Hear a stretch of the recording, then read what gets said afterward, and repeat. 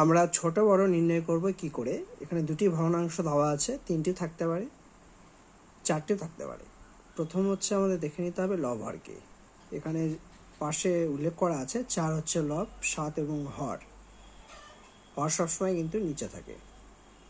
প্রথম যেটা কাজ আমাদের করতে হবে, প্রথম ভগ্নাংশের যে লব রয়েছে তার সাথে দ্বিতীয় ভগ্নাংশের হরের গুণ করতে হবে। অর্থাৎ এখানে 4 আর তৃতীয় ভগ্নাংশে হর 8, এই দুটোর গুণফল বের করব।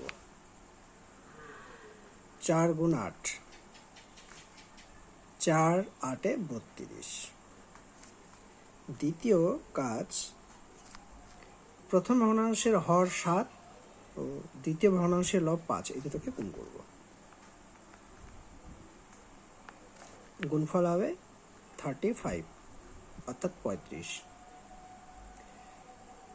এখন কে ছোট কে বড় দেখে বোঝা যাচ্ছে 32 ছোট।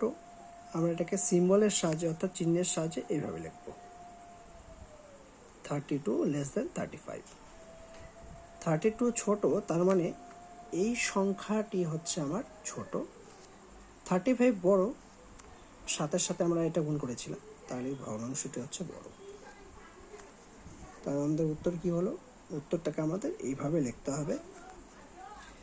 32 লেখা যাবে না, 32 মানে এটা এই ভগ্নাংশটিকে প্রকাশ করছে। 7 ভাগের 4 ভাগ, এখানে আমরা চিহ্ন প্রয়োগ করতে পারি। ছোট আর বড় হচ্ছে 8 ভাগের 5 ভাগ।